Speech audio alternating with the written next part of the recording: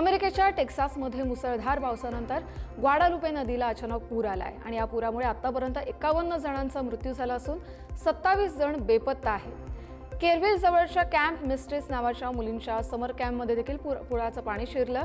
या कॅम्पमधील 750 मुलींना वाचवण्यात यश आलंय, पण अजूनही काही मुलींचा शोध सुरू आहे. हेलिकॉप्टर, ड्रोन आणि बोटींच्या सहाय्यानं बचावकार्य सुरू आहे. पावसामुळे अनेक रस्ते देखील बंद झालेत. 2600 घरांची वीज देखील गायब झाली आहे. पाणी झपाट्यानं वाढत असल्यानं नागरिकांना झाडावर चढून जीव वाचवावा लागला, असं देखील तिथल्या काही स्थानिकांनी सांगितलंय. एलॉन मस्क यांनी अमेरिका पार्टी नावाचा नवा राजकीय पक्ष काढलाय. 4 जुलैला अमेरिकेच्या स्वातंत्र्यदिनी एक्सवर पोस्ट करत त्यांनी ही घोषणा केली आहे. देशातली लोकशाही 2 पक्षांमध्ये अडकली आहे. रिपब्लिकन आणि डेमोक्रॅट्स हे दोन्ही पक्ष लोकांच्या हितासाठी काम करत नाहीयेत, असं मस्क यांनी म्हटलंय. नागरिकांचा एक पोल देखील घेतलाय, ज्यात 65% लोकांना नवीन पक्षाला पाठिंबा दिलाय. त्यामुळेच मी अमेरिका पार्टी सुरू करतोय, असं एलॉन मस्क यांनी म्हटलंय. तर हा पक्ष लोकांना पुन्हा स्वातंत्र्य देईल आणि देशाला नव्या दिशेनं घेऊन जाईल, असं देखील आश्वासन मस्क यांनी दिलंय. ट्रम्प यांच्या न्यू जर्सीतील गोल्फ क्लबजवळ एक अज्ञात विमान उडालं आणि थेट नो फ्लाइंग झोनमध्ये शिरलं. राष्ट्राध्यक्ष डोनाल्ड ट्रम्प तिथे वीकेंड एन्जॉय करत होते. ट्रम्प यांच्या सुरक्षेत ही मोठी चूक झाली होती.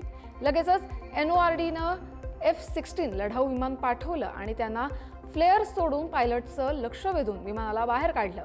व्हाईट हाऊसने यावर अजून काही प्रतिक्रिया दिलेली नाहीये. ही अशीच काहीशी घटना मार्चमध्ये देखील ट्रम्प यांच्या फ्लोरिडा रिसॉर्टवर घडली होती. दरम्यान काळजी घेण्यासाठी वैमानिकांना विशेष सूचना दिल्या जात असल्याची माहिती NORDनं दिली आहे. इस्रायल आणि हमास यांच्यात युद्धबंदीबाबत मोठी हालचाल सुरू झाली आहे. इस्रायल आज कतारमध्ये चर्चेसाठी आपले प्रतिनिधी पाठवत आहे. तसंच हमासने देखील वाटाघाटीला होकार दिलाय. 60 दिवसांचा युद्धविराम यावर चर्चा केली जाणार आहे. यामध्ये इस्रायलचे 10 जिवंत ओलीस सोडले जातील आणि 18 मृत बंधकांचे मृतदेह देखील परत केले जातील. या काळात कायमचा तोडगा काढण्यासाठी चर्चा होईल. यापूर्वी देखील अशा चर्चा झाल्यात, पण त्या अयशस्वी ठरल्यात. उद्या इस्रायलचे पंतप्रधान नेतन्याहू अमेरिकेचे राष्ट्राध्यक्ष डोनाल्ड ट्रम्प यांना देखील भेटणार आहेत. दरम्यान करार मान्य न केल्यास परिस्थिती वाईट होईल, असा इशारा ट्रम्प यांनी हमासला दिलाय. ब्राझीलमध्ये सुरू झालेल्या ब्रिक्स शिखर परिषदेत यंदा चीनचे अध्यक्ष शी जिनपिंग गैरहजर राहिलेत. 2013 पासून ते नेहमीच या परिषदेला हजेरी लावत होते, पण यंदा त्यांच्याऐवजी चीनचे पंतप्रधान ली केकियांग यांनी उपस्थिती लावली आहे. चीनमधील आर्थिक अडचणी आणि राजकीय तयारी यावर जिनपिंगचा अधिक फोकस असल्याचं काही तज्ज्ञांचं म्हणणं आहे. त्यामुळे त्यांनी ब्रिक्स परिषदेपासून थोडं बाजूला राहणं पसंत केलंय. त्याचसोबत इराणचे नवे राष्ट्राध्यक्ष देखील गैरहजर राहिलेत, तर पुतीन यांनी देखील व्हर्च्युअली सहभाग नोंदवलाय. पंतप्रधान नरेंद्र मोदी ब्राझीलमध्ये ब्रिक्स शिखर परिषदेसाठी रिओ दि जानेरोमध्ये दाखल झालेत. रविवारी ते मॉडर्न आर्ट म्युझियममध्ये पोहोचले. यावेळी ब्राझीलचे अध्यक्ष लुईज लुला दा सिल्वा यांनी त्यांचं मनापासून स्वागत केलं. ब्रिक्स परिषदेत मोठी जागतिक शांतता, सुरक्षा, हवामान बदल, कृत्रिम बुद्धिमत्ता म्हणजेच AI आणि आर्थिक विकासासारख्या महत्त्वाच्या मुद्द्यांवर ते चर्चा करणार आहेत. अर्जेंटिनाचा दौरा आटपून मोदी ब्राझीलमध्ये आले असून हा त्यांचा 4था ब्राझीलचा दौरा आहे. इथून पुढे ते एका महत्त्वाच्या राजकीय दौऱ्यासाठी देखील निघणार आहेत. ब्राझीलच्या रिओ दि जानेरो शहरात पंतप्रधान नरेंद्र मोदी यांचं भारतीयांनी मोठ्या उत्साहात स्वागत केलं. मोदी ब्रिक्स परिषदेसाठी ब्राझीलच्या दौऱ्यावर आहेत. स्वागत कार्यक्रमात भारतीय वंशाच्या नागरिकांनी खास ऑपरेशन सिंदूर या संकल्पनेवर आधारित एक सांस्कृतिक नृत्य देखील सादर केलं. या नृत्यातून त्यांनी भारताच्या सुरक्षेप्रतीचा अभिमान व्यक्त केला आणि दहशतवादाविरोधातील मोदींच्या भूमिकेला पाठिंबा दिला. या दौऱ्यामुळे भारत आणि ब्राझीलमधील संबंध आणखी मजबूत होणार असल्याची देखील अपेक्षा आहे. भारतीय समुदायाचा उत्स्फूर्त प्रतिसाद पाहून पंतप्रधान देखील भारावून गेले. पाकिस्तानचा माजी परराष्ट्र मंत्री आणि PPPचा नेता बिलावल भुट्टो झरदारी याच्या एका वक्तव्यामुळे पुन्हा एकदा खळबळ माजली आहे. मुंबई हल्ल्याशी संबंधित दहशतवादी हाफिज सईद आणि मसूद अझरला भारताकडे सोपवायला पाकिस्तान तयार आहे, पण काही अटींसह, असं विधान त्याने केलंय. जर भारत सहकार्य करणार असेल तर आम्हाला आक्षेप नसल्याचं देखील भुट्टो म्हणाला. पाकिस्तान दहशतवादासंदर्भातील कोणत्याही गंभीर चर्चेला विरोध करणार नाही. सध्या हाफिज सईद पाकिस्तानात शिक्षेत, तर मसूद अझहर अफगाणिस्तानात असल्याचं देखील पाकिस्ताननं सांगितलंय. गाझामध्ये इस्रायली सैन्याने मोठी कारवाई केली आहे. गाझामधील दाराजा तुफा परिसरात हमास विरोधात कारवाई केल्याची माहिती इस्रायली लष्करानं दिली आहे. रणगाडे, सैनिक, हवाई दलाच्या मदतीनं त्यांनी दहशतवाद्यांचे तळ, शस्त्रसाठे उद्ध्वस्त केलेत आणि काही हमासच्या सदस्यांना देखील मारल्याचा दावा केलाय. तर दुसरीकडे हमासने इस्रायलच्या युद्धविरामाच्या प्रस्तावाला सकारात्मक प्रतिसाद दिलाय. पण अंमलबजावणीबाबत अजून चर्चा गरजेची असल्याचं देखील इस्रायलनं म्हटलंय. ट्रम्प यांच्या 60 दिवसांच्या युद्धविराम प्रस्तावाबाबत हमासनं स्पष्टपणे काहीच म्हटलेलं नाहीये. इस्रायलने दक्षिण लेबनॉनमधून पूर्ण माघार घेतल्याशिवाय आणि हवाई हल्ले थांबवल्याशिवाय शस्त्र खाली ठेवणार नाही असं हिजबुल्लाचे नेते नाईम कासेम यांनी स्पष्ट केलंय. हे विधान त्यांनी आशुरा निमित्त शिया समुदायाला दिलेल्या एका व्हिडिओ संदेशात केलंय. आशुरा हा इमाम हुसेन यांच्या बलिदानाची आठवण करून देणारा अन्यायाविरुद्धच्या लढ्याचं प्रतीक मानलं जातं. दरम्यान युद्धविरामानंतर हे इस्रायलने दक्षिण लेबनॉनमधील 5 महत्त्वाचे सीमावर्ती बिंदू ताब्यात ठेवलेत आणि जवळजवळ दररोज हवाई हल्ले करत आहे, ज्यात नोव्हेंबरपासून 250 लोकांचा मृत्यू झालाय. इस्रायलसोबत 12 दिवसांच्या तणावपूर्ण संघर्षानंतर अखेर इराणचे सर्वोच्च नेते आयतुल्ला अली खामेनी सार्वजनिक ठिकाणी दिसलेत. युद्धाच्या काळात ते जवळपास बेपत्ताच होते आणि एका बंकरमध्ये लपले होते असा दावा करण्यात आला. पण शनिवारी त्यांनी तेहरानमधील एका मशिदीत एका धार्मिक कार्यक्रमाला हजेरी लावली. त्यांनी समर्थकांना राष्ट्रहिताचा संदेश दिला आणि अप्रत्यक्षपणे इराण विरोधी देशांना इशारा देखील दिलाय. इस्रायलच्या हवाई हल्ल्यानंतर खामेनी फक्त व्हीसीद्वारे जनतेशी संवाद साधत होते, पण ते आता सार्वजनिक ठिकाणी दिसल्यानं चर्चेला पूर्णविराम मिळालाय.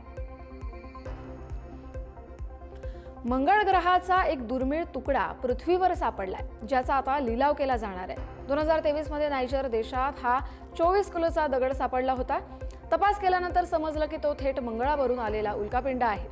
त्याला NWA 16788 असं नाव देण्यात आलंय. हाच उल्कापिंड आता 16 जुलै 2025ला न्यूयॉर्कमधील सोथेबेज लिलावात विकला जाणार आहे. याची किंमत अंदाजे 17 ते 34 कोटी रुपये असण्याची देखील शक्यता आहे. या लिलावामुळे शास्त्रज्ञ मात्र नाराज आहेत, कारण त्यांना हा तुकडा संशोधनासाठी हवा होता, मात्र त्याचा लिलाव केला जातोय. मंगळाहून आलेले फक्त 400 उल्कापिंड आहेत, त्यामुळे हा एक तुकडा फारच दुर्मिळ आहे. चीनचे भारतातील राजदूत शू फेईहोंग यांनी दलाई लामांच्या उत्तराधिकारी निवडीवर मोठं विधान केलंय. दलाई लामांना त्यांच्या पुनर्जन्माची परंपरा थांबवायचा अधिकार नाही, कारण ही परंपरा तब्बल 700 वर्षांपासून चालत आली असं ते म्हणाले. तसंच दलाई लामांचा पुनर्जन्म त्यांच्यापासून सुरू झाला नाही आणि त्यांच्या निर्णयावर संपणारही नाही असं देखील त्यांनी म्हटलंय. दरम्यान याच मुद्द्यावर भारतानं आम्ही धार्मिक विषयांवर बोलत नाही असं सांगितलं. तर उत्तराधिकारी कोण असेल हे तिबेटी बौद्ध गुरु ठरवतील. मी अजून 30 ते 40 वर्ष जगू शकतो असं देखील दलाई लामा यांनी म्हटलंय. पंतप्रधान नरेंद्र मोदी यांनी तिबेटचे आध्यात्मिक गुरु दलाई लामा यांना त्यांच्या 90व्या वाढदिवसानिमित्त मनापासून शुभेच्छा दिल्या. त्यांनी सोशल मीडियावर पोस्ट करत त्यांना शुभेच्छा दिल्या. मी 1.4 अब्ज भारतीय नागरिकांच्या वतीनं दलाई लामा यांना शुभेच्छा देतो. दलाई लामा प्रेम, करुणा, संयम आणि नैतिकतेचे प्रतीक आहेत. त्यांच्या विचारांनी जगभरातील लोकांमध्ये आदर निर्माण केलाय. त्यांच्या दीर्घायुष्यासाठी आणि उत्तम आरोग्यासाठी आम्ही प्रार्थना करतो अशा शुभेच्छा मोदींनी दिल्यात. पंतप्रधान मोदी आणि दलाई लामा यांचे हे मैत्रीपूर्ण संबंध भारत तिबेट संबंध मजबूत करत असल्याचं देखील मानलं जातं. राजस्थानमधील कोटो शहरात जलतरण तलावात स्टंटबाजी करत असताना तरुणाचा बुडून मृत्यू झालाय. तरुणानं मित्राला व्हिडिओ बनवण्यासाठी सांगितलं आणि तलावात काही धोकादायक स्टंट करण्याचा प्रयत्न केला. यावेळी त्याचा तोल गेला आणि तलावात पडून त्याचा मृत्यू झालाय. पोलिसांनी तरुणाचा मृतदेह ताब्यात घेतला असून शवविच्छेदनासाठी पाठवलाय. या घटनेमुळे परिसरात स्टंटबाजी करण्यास बंदी घालण्यात आली आहे. तरुणाच्या मृत्यूमुळे परिसरात हळहळ देखील व्यक्त होते. पोलिसांकडून आता पुढचा तपास सुरू करण्यात आलाय. राजस्थानमध्ये जोरदार पावसामुळे अनेक भागात पूरसदृश परिस्थिती निर्माण झाली. याचा पुराचा सर्वाधिक फटका भागवतगड परिसराला बसलाय. मुसळधार पावसामुळे रस्ते पाण्याखाली गेले असून घरांमध्ये देखील पाणी शिरलंय. दरम्यान नागरिकांना सुरक्षित ठिकाणी हलवण्यात आलंय. वाहतूक पूर्णपणे विस्कळीत झाली असून परिसरातील काही शेत जमिनी देखील पाण्याखाली गेल्यात.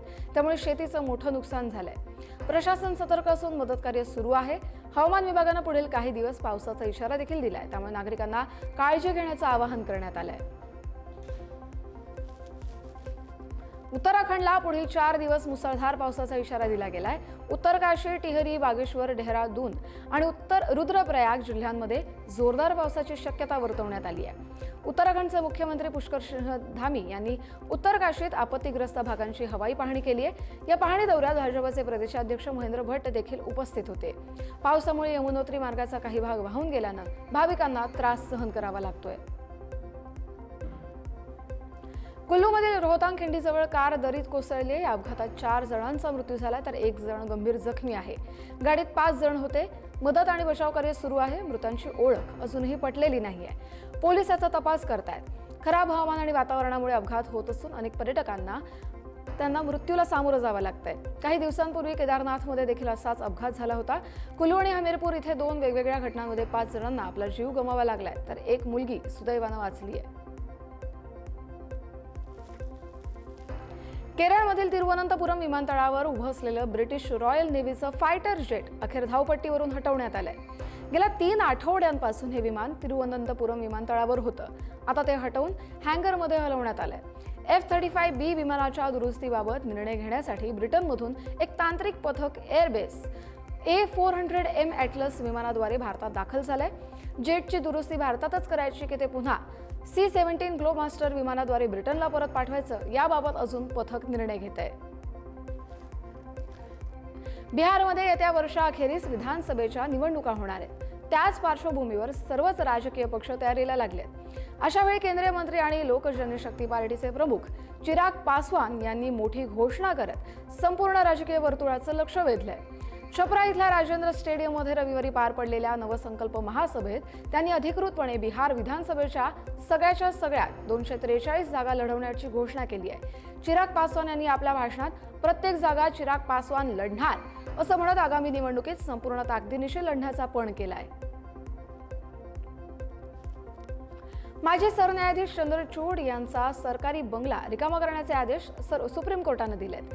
सर्वोच्च न्यायालय प्रशासनानं केंद्र सरकारला पत्र लिहित बंगला रिकामा करण्याच्या सूचना दिल्यात। माजी सरन्यायाधीशांनी बंगला लवकरच रिकामे केल्यास न्यायालयाच्या हाऊसिंग पूलमध्ये त्याचा समाविष्ट करणं शक्य असणार आहे।